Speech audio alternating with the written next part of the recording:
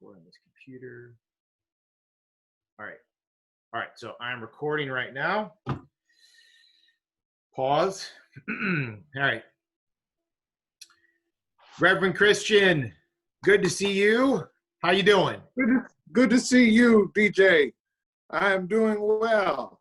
I'm glad we could have you here. I want to shift the speaker view so they can see it better. They can see more of you and less of me. But just wanted to, I know that we have a limited amount of time, and I appreciate you taking the time to talk to us today. You are a good friend of our congregation. We love you, and I've been praying for you. So I just want you to know that right off the bat. And we stand with you as well. So we just want you to know that. But I have several questions that I want to ask you. And I wanted to, first of all, give it for those who are watching this and don't know about you, don't know about Hartford. Give us a feel for what Hartford Memorial Baptist Church is like and what it's like as a congregation. Well, we are a predominantly African-American congregation, but we represent a diversity of the population in the metropolitan Detroit area. We have people from every walk of life. We have PhDs, and we have brothers who own their own lawn company. We have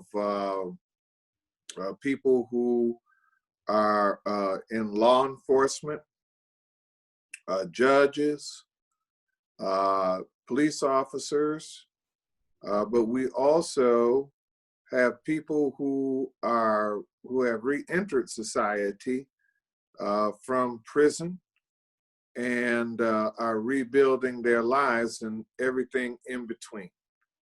We have corporate people who are partners in their company, and we have people who need employment. So it's, and we are probably, there's no probably to it, we are an older congregation, admittedly. We, like many churches, are struggling to reach out to this particular generation of young adults, but we are determined to do so. We were founded in 1917 on the west side of Detroit, Michigan, during what has been called the Great Migration, when African Americans moved from the South, the southern states, and moved up to the northern states to take advantage of the auto industry jobs that were opening up as the auto industry expanded. There was no church, a Baptist church, I should say, on the west side of Detroit. They would have to commute over an hour and a half downtown to downtown Detroit to worship at Second Baptist Church, which is also an American Baptist church. And they said, look, let us found one right here on the west side of Detroit. Second Baptist Church actually sent over their assistant pastor, Reverend Charles Andrew Hill, to take the place of Hartford's first pastor, who left after 2 years, who was also sent from Second Baptist. Reverend Robert L. Bradby sent both of them. And Reverend Hill pastored 48 years. And then my father, who is my immediate successor, Dr. Charles Gilchrist Adams, my predecessor, I should say. He is my immediate predecessor. And he pastored for 50 years and 6 months. Mm. So that is the history of Hartford Church. It is a church that believes in personal piety, but certainly has been active in social justice causes. Reverend Hill was president of NAACP. He's one of the first African Americans to run for political office. He ran for city council. and was involved with the founding of the UAW Local 600. It was founded in Hartford Baptist Church. They called it Hartford Avenue Baptist Church at that time. He had people like W.E.B. Du Bois lecture, and Paul Robeson came and he sung.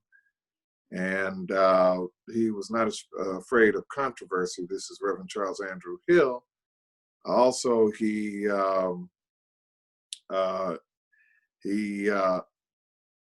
fought for fair housing. I'm kind of smiling because Reverend DJ warned me in the beginning that if I talk too long, he was going to have to break this up into parts. So I told him I would never do that. It's the magic of editing, my friend. It's the magic of editing that I hope I can do that. You're a very good editor.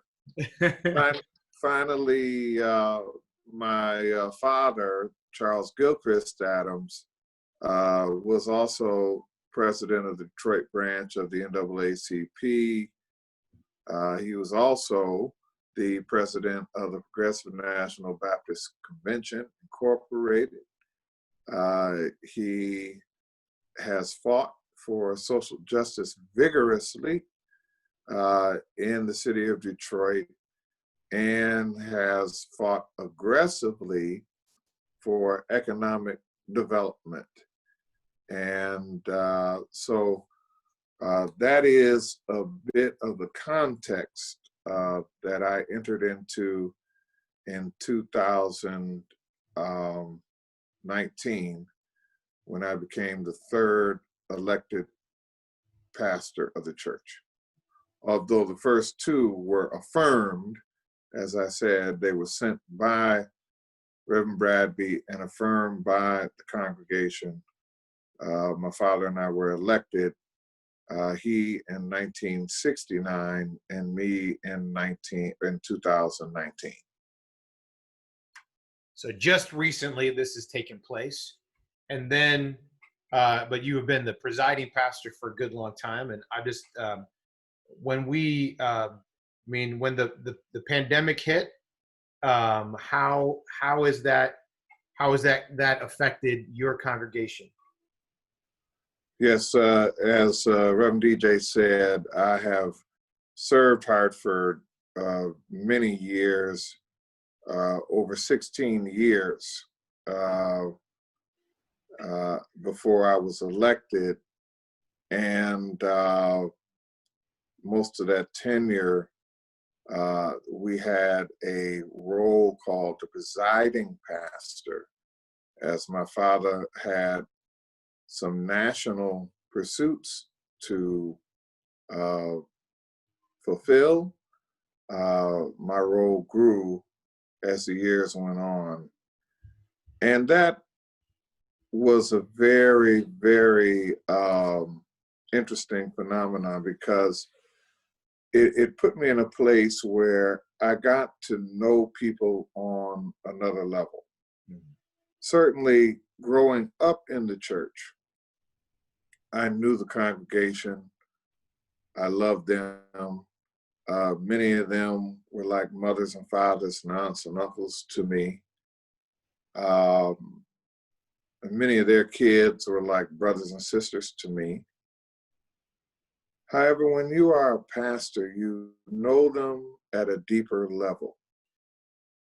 And you actually get into conversations with people about their lives, their hopes, their dreams, their aspirations, their challenges. And so it has been a particularly difficult journey with this COVID virus. It has affected the African American community disproportionately at a higher rate than the rest of the metropolitan Detroit area, largely because lack of access to quality health care. Mm-hmm. If you're using the emergency room as your primary physician, more than likely you're going to have a pre-existing condition. It has been a result of lack of access to equal education. Because in school, I've spoken with administrators who said they could have helped to teach kids proper nutrition and worked on strategies that would have lowered the pre-diabetics from getting diabetes, and those with diabetes that could have helped them. The kids that we ignored when they were younger, they are now of age with heart disease, of age with diabetes, of age with many of the health complications that are leading to a higher rate of mortality in the African American community. It is a lack of access to equal opportunity.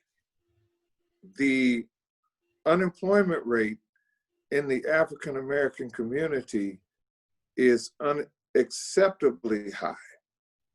It is, with the COVID virus, devastatingly high. And the poverty rate in the African American community is significantly higher than the poverty rates in other metropolitan Detroit communities. If you have that kind of instability in your community, guess what you're going to do nutrition-wise? You're going to shop at Whole Foods, or you're going to eat at McDonald's and Burger King. When I eat there, at least I say I could do better. But you're talking about a community that does not have access to nutrition. And we have a neighboring African American community whose whole water system was full of lead. All of these are economic issues, and all of these are going to lead to a higher mortality rate when we are confronted with a respiratory illness like COVID-19, but it's also going to lead to other social disruptions like we've seen with the protests related to the George Floyd murder in Minneapolis, Minnesota.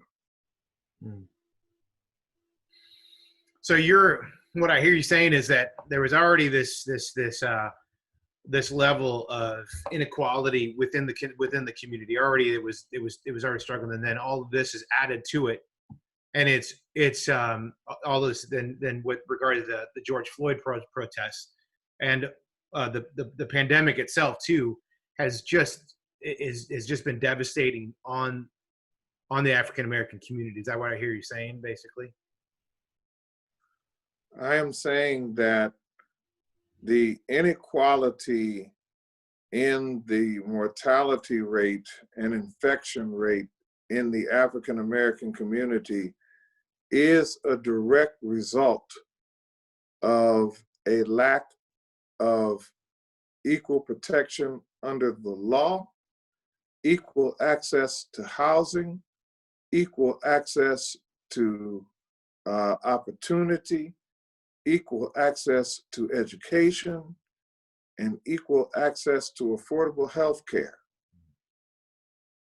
And here's the issue. The disease does not care to stay in one area. If it would just stay in Wayne County, you probably wouldn't have heard too much else about it. But the fact that it gets in cars and it dries, that it gets in the wind and it blows, it gets in a person and they carry it to the next person. means that the whole economy of particularly southeastern Michigan and even upper Michigan has been affected. So now we're concerned. And this is the attitude nationwide. If the George Floyd killing is a result of all of those socioeconomic factors, because largely that's what drives our negative racial attitudes.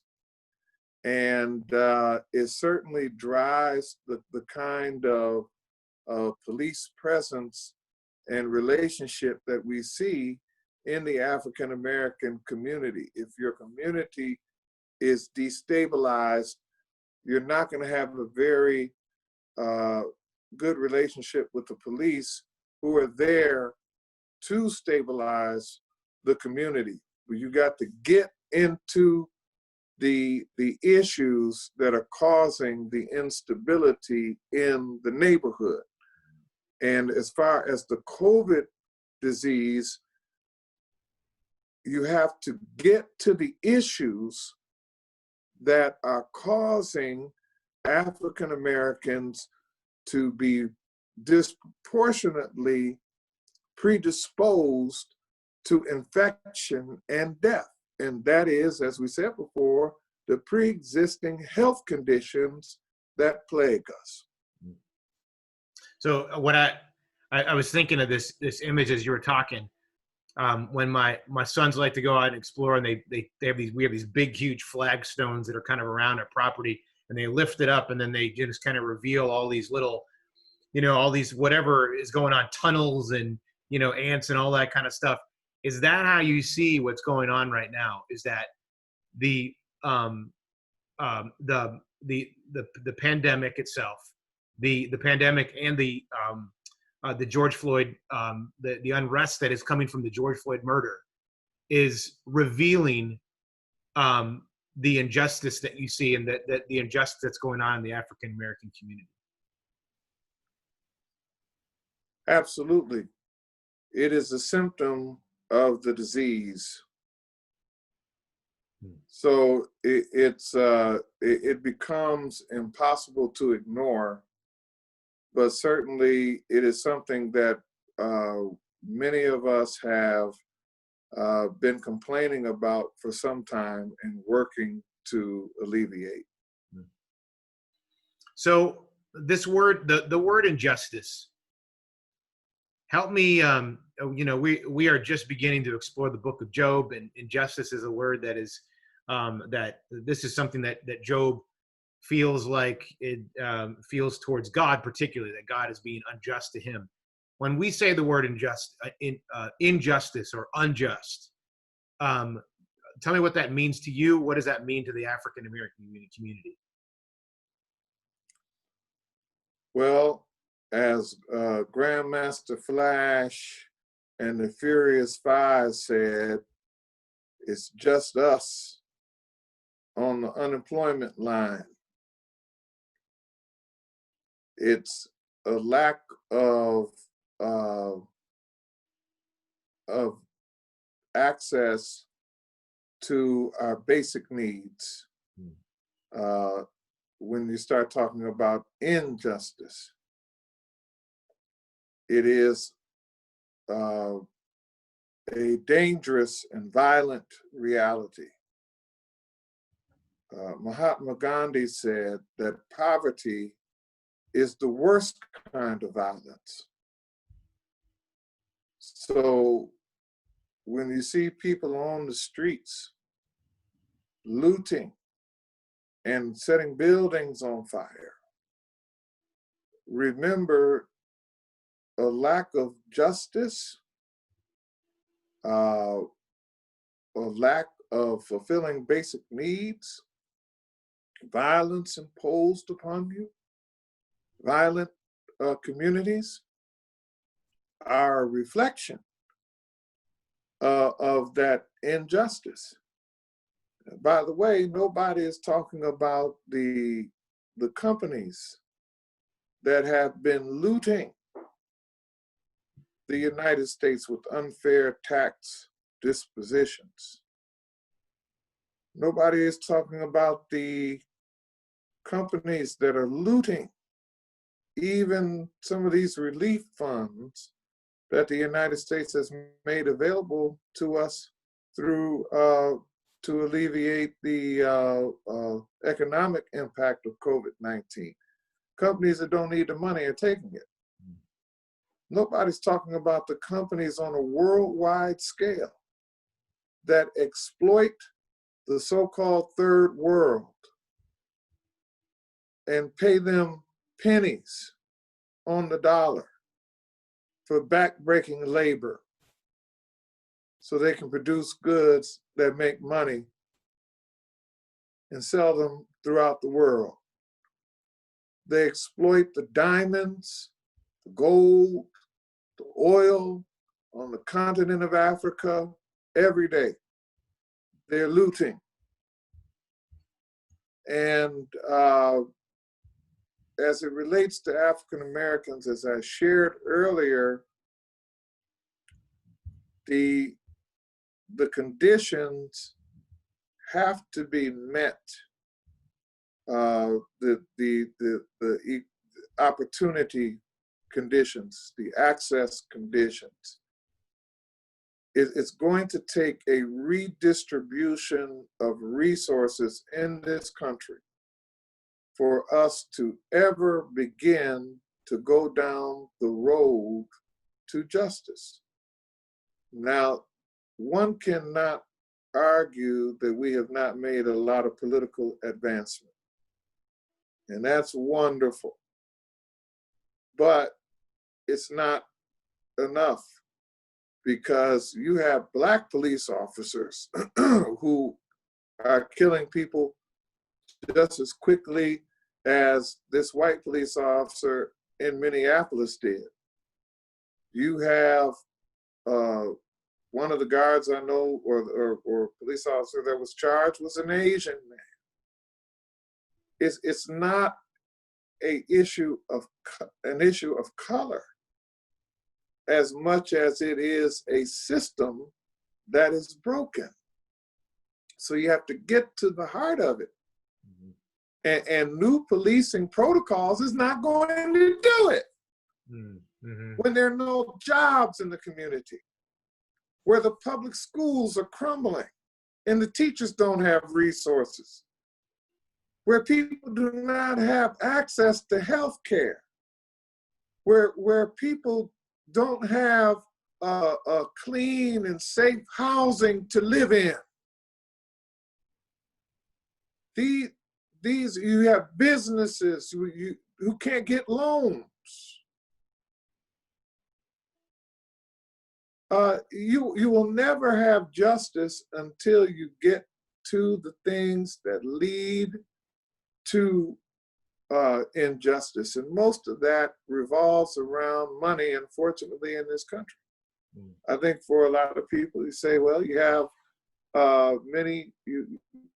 you've had an African-American president, you have many African-American officials, you've got an African-American county sheriff, you have African-American lieutenant governor, you have an African-American county executive. What more do you want? You know, women, you have a governor. Women, you have elected officials at every level. What more do you want? Well, just think of women who are still saying that they are vulnerable and the victims of injustice. We are talking about an entire so-called race of people that encompass men, women, children, the elderly, and we are far from the idea of justice being fulfilled, because just occupying a political office and sustaining a system that is broken is a very, very slow process of social change. Mm-hmm. But a new day is dawning in America. And I think that is why we identify with Job as a people. Certainly we know that there are certain texts in the Bible that resonate with us. The account of Moses leading his people to freedom from subjugation and domination and oppression, that resonates with African Americans. Certainly Jesus, who always identified with the least of these and taught us to do likewise, resonates with African Americans. Many of the prophetic voices throughout the Bible resonate with the African American community, and the great long Judeo-Christian history does. But Job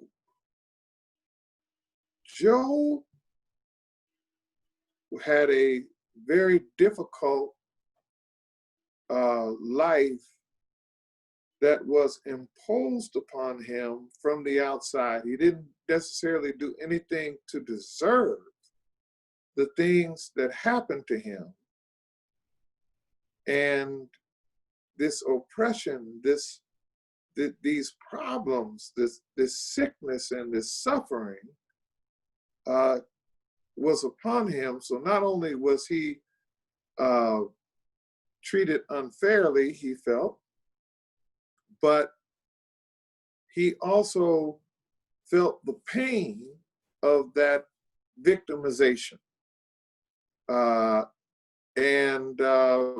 But ultimately, in the end, Job was restored.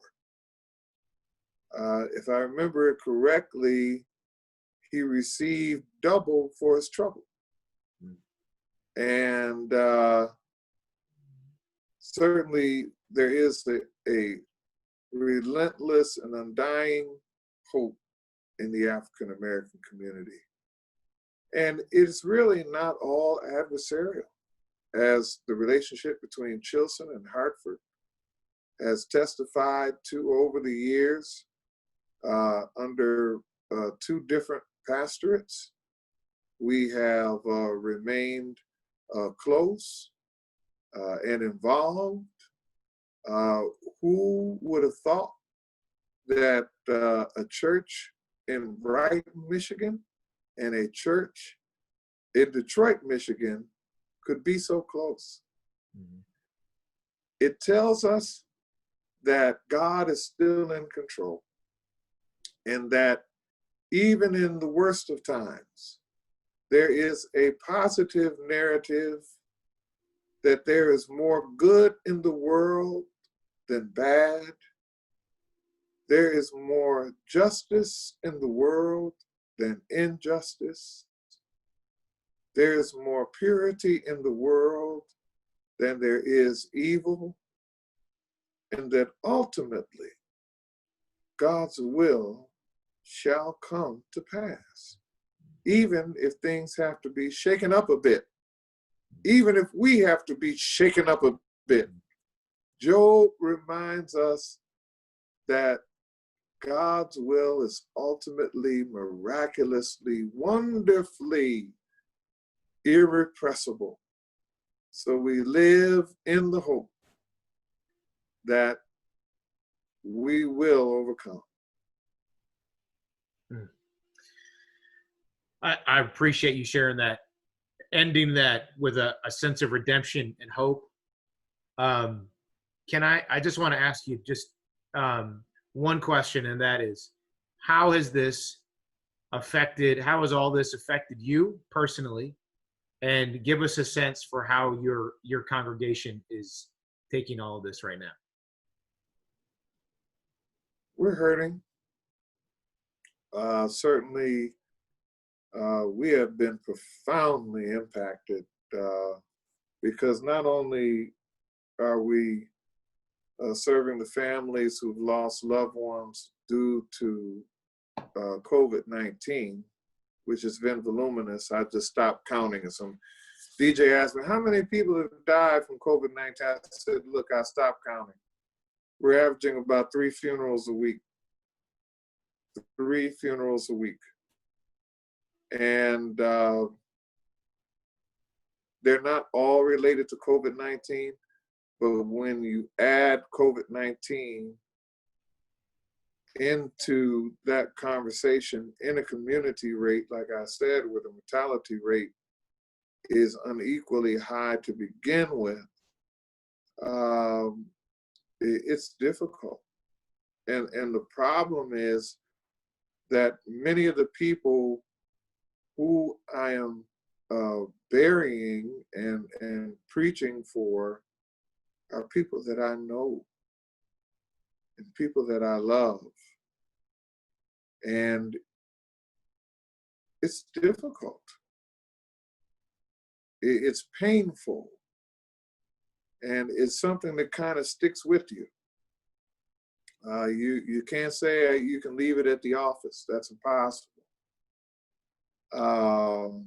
And I know that others in the congregation feel likewise. They've expressed it. It's very difficult to lose a friend.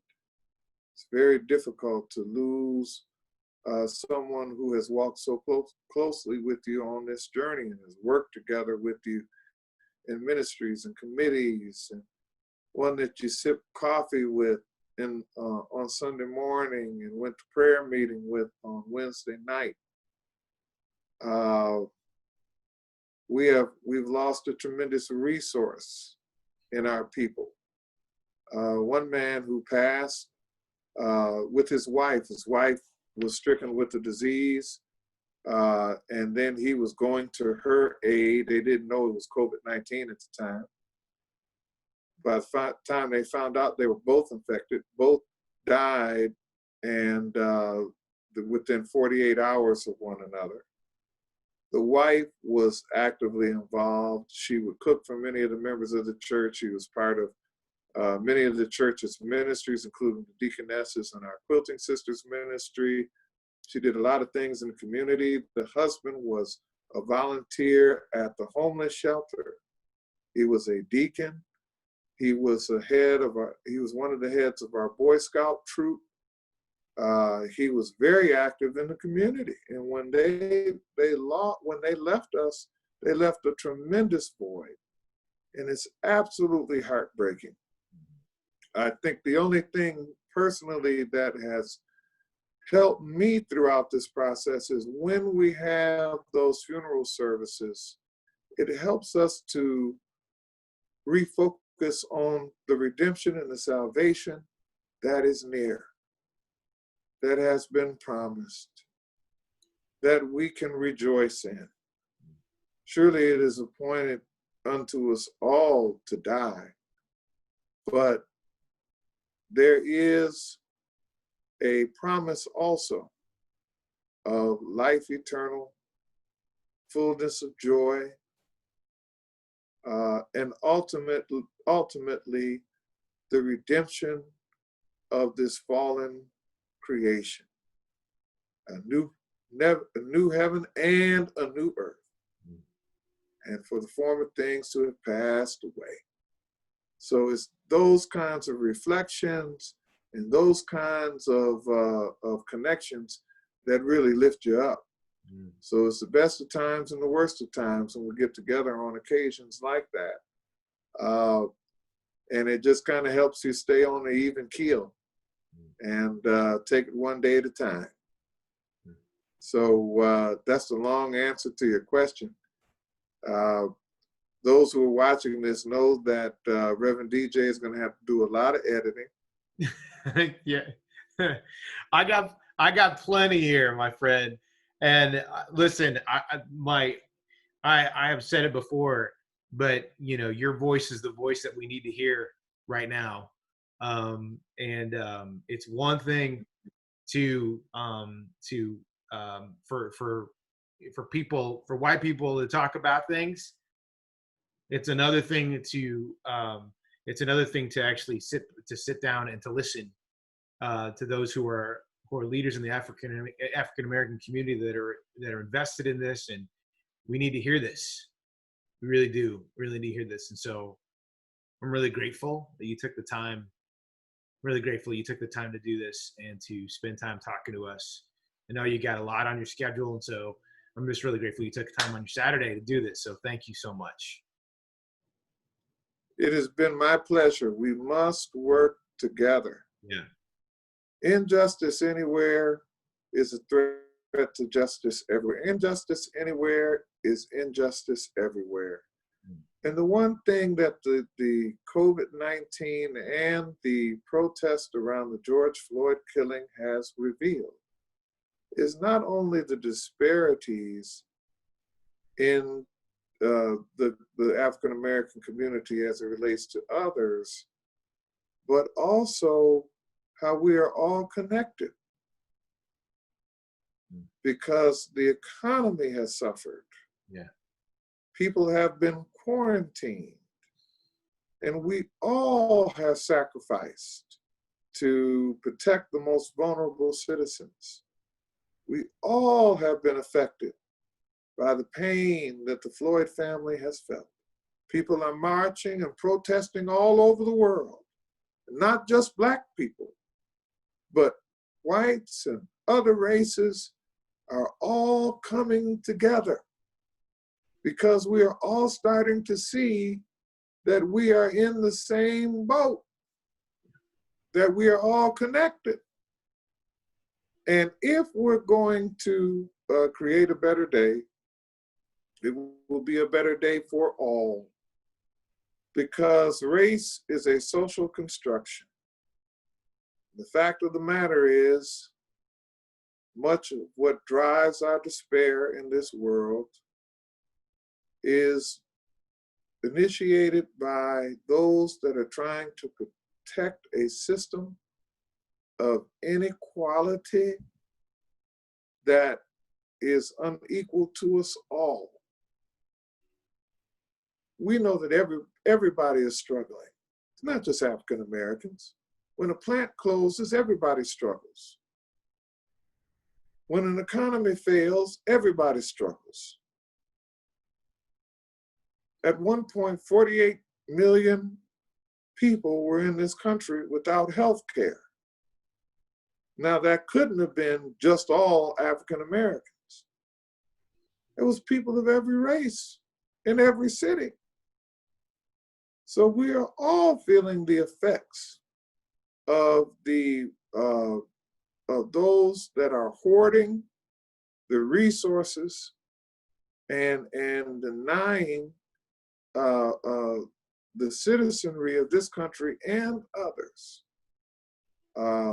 equality, fairness, and good health. So I said all that to say that it's partnerships and communities coming together, like we see with Hartford and Chilson, that have really been the joy of my salvation. I see us coming together to fight COVID. I see us coming together to fight for justice. I see us working together to build a brand new country with equality and fairness and justice for all. I see a new day dawning in the world. And I believe John was prophetic when he said, I saw a new heaven and a new earth. I see a new Detroit. I see a new New York. I see a new Chicago, a new Los Angeles, a new Memphis, a new Birmingham, a new Selma.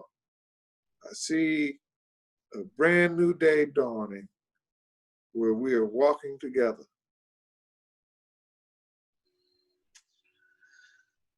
That takes us through. Thanks for taking us home. Thank you so much for spending time with us today. Can we do this again sometime? I would really like to. Anytime. I'd love to. So we are going to be, we're praying for you. And again, we want to keep hearing from you and keep listening to your voice. And thank you for speaking truth to us today. Thank you for being for being gracious and truthful as well. So thank you for that. Okay, I'm going to stop.